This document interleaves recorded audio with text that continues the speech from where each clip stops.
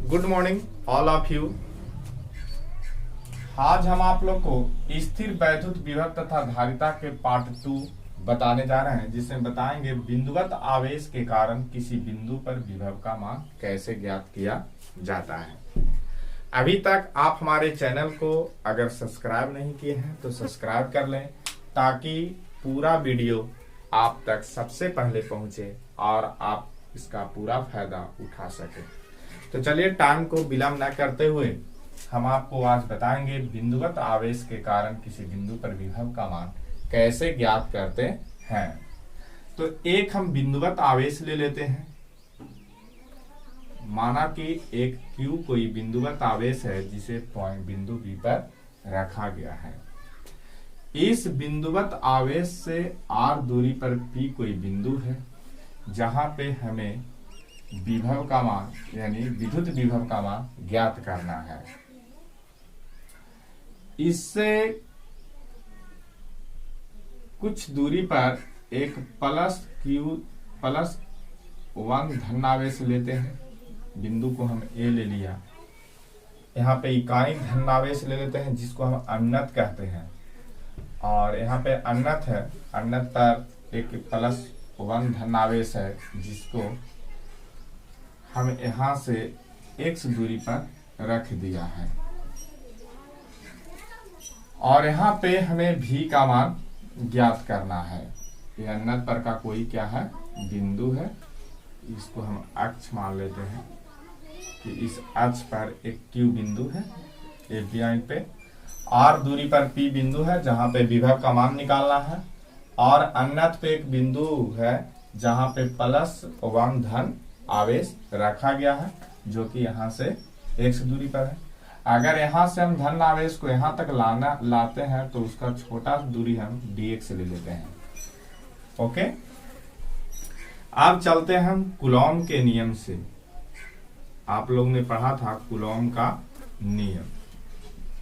Coulomb के नियम के अनुसार अगर यहाँ इस और इस बिंदु पर हम देखते हैं, सॉरी A है तो यहाँ पे B ले लेते हैं। कूलॉम के नियम से अगर ये दोनों पॉइंट के बीच की दूरी x है और यहाँ पे Q यहाँ पे +Q है, इससे पहले लगाते हैं F बराबर होता है K Q1 बटा R²। तो F बराबर यहाँ से हो जाएगी K, Q1 का मान Q है और यहाँ पे Q2 का मान 1 रहने के कारण वहां पे 1 आ जाएगा, और R² कैपिटल ले लेते हैं, और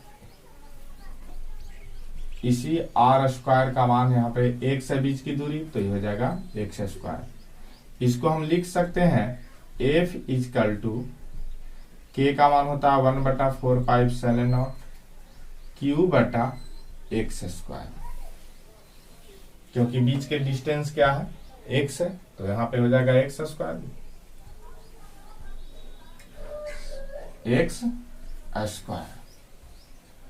अब हम लिखते हैं कि +1 आवेश को यानी इकाई धनावेश को अनंत से P बिंदु तक लाना है। कहां तक लाना है, P बिंदु तक लाने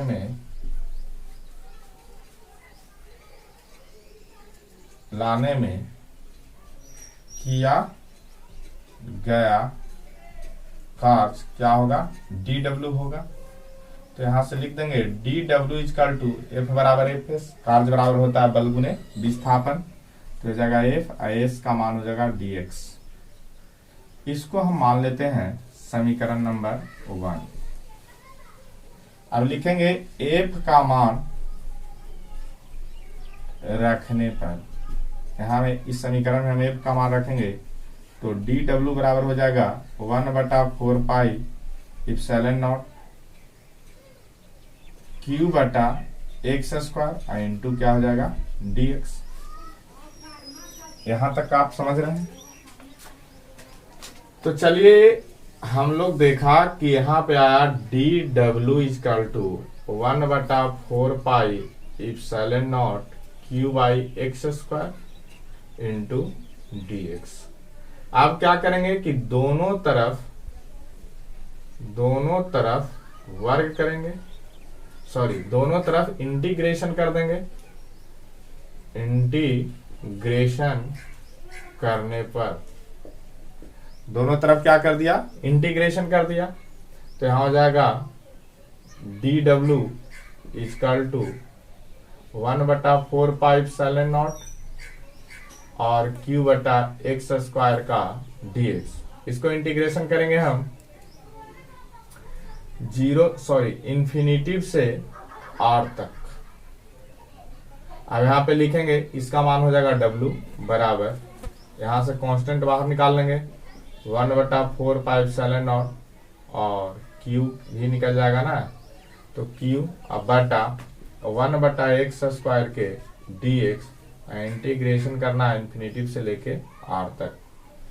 w इक्वल टू हो जाएगा q/4πε0 और इसका इंटीग्रेशन हो जाएगा x के पावर -2 +1 बटा -2 + 1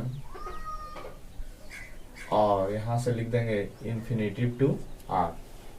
अगर आपको इंटीग्रेशन समझ में नहीं आती है तो हम आप लोग के लिए एक स्पेशल वीडियो बनाएंगे जिसमें इंटीग्रेशन का पूरा निचोड़ रहेगा। आप उसके मदद से आप फिजिक्स में प्रयुक्त होने वाले इंटीग्रेशन को अच्छे से समझ पाएंगे। और यदि आप अगर मैथ के स्टूडेंट हैं तो आपको इंटीग्रेशन में पढ़ना है कि इसकी इंटीग्रेशन किस प्रकार की जाती है। तो चलिए यहाँ पे है q/4πε0, यहाँ से हो जाएगा x के पावर -1 और -1 इंटू ∞/r। अब यहाँ पे हो जाएगा w इक्वल टू q/4πε0, इसको हम लिख देंगे 1/x इन्फिनिटिव इंटू r, और यहाँ पे माइनस आ जाएगा। अब क्या करना है कि इसका मान धर देंगे, तो w बराबर जो है q/4πε0 और यहाँ पे मान धर देंगे तो -1/r +1/∞ होगा। यहाँ w बराबर आ जाएगा q/4πε0 गुने -1/r, यानी w बराबर जो मान आएगा -q/4πε0 इंटू r। आपको w बराबर आ गया -q/4πε0r। इससे पता चलता है कि किया गया कार्य जो है विपरीत दिशा में है, क्योंकि कार्य का मान नेगेटिव में आ रहा है, यानी किया गया कार्य क्या है, विपरीत दिशा में है। तो आप लिख सकते हैं w बराबर, इसको हम मान लेते हैं समीकरण नंबर 2। फिर हमने पढ़ा था पार्ट 1 में कि v बराबर जो होता है वो w बटे क्या होते हैं, q होते हैं, q0। तो इसमें हम इसका मान रख देंगे, तो v बराबर हो जाएगा w का मान q, और यहाँ पे माइनस हम हटा लेते हैं q बटा 4πε0 r बटे q0, और q0 का मान है, परीक्षण के लिए हम यहाँ पे जो आवेश लिए हैं वो +1 आवेश लिए हैं, तो यहाँ पे +1 धन आवेश लिख देंगे। इस प्रकार हमारा जो v का मान आएगा वो आ जाएगा 1/4πε0 q/r। ये जो आप सूत्र देख रहे हैं v बराबर 1/4πε0 गुने q/r, जो आपका बिंदुवत आवेश के कारण किसी बिंदु पर विभव का मान, यानी अगर हम q कोई आवेश है उसके r दूरी पर अगर हम विभव का मान निकालेंगे तो यहाँ पे विभव का जो मान होगा वो आएगा 1/4πε0 गुने q/r। तो चलिए हम आप लोग को फिर से एक बार पूरे एनालिसिस को हम आपको समझाने की कोशिश करेंगे। हम आपको पढ़ा रहे हैं स्थिर वैद्युत विभव तथा धारिता पार्ट 2, जिसमें बता रहे हैं बिंदुवत आवेश के कारण किसी बिंदु पर विभव का मान कैसे निकालेंगे।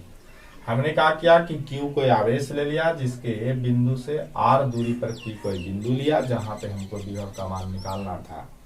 हमने अनंत पर एक बिंदु लिया जिसको हम +1 धन आवेश को अनंत से P बिंदु तक लाने की कोशिश की।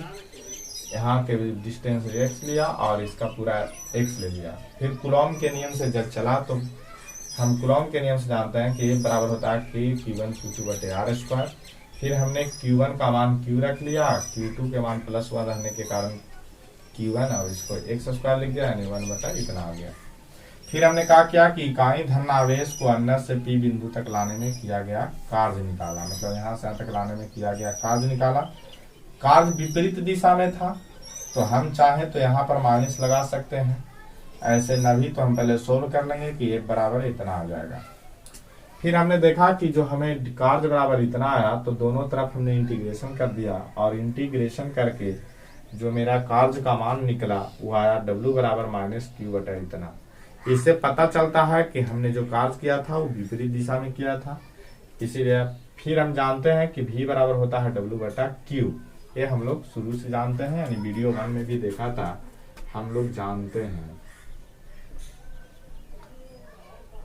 ये विभव का स्टैंडर्ड फार्मूला भी था। तो यहाँ पे हम W का मान रख दिया और Q0 परीक्षण आवेश यहाँ पे +1 लिया था, इसलिए +1 जब रखेंगे तो V बराबर आ जाएगा 1/4πε0 Q बटा R। तब तक आप हमारे पूरे वीडियो अगर आपको समझ में नहीं आया या कहीं पर कोई दिक्कत है तो हमारे कमेंट में जाके बताइए, ताकि हम और अच्छे से अच्छे वीडियो हम आपके लिए लाएं। तब तक हमारे चैनल को लाइक एंड सब्सक्राइब करें।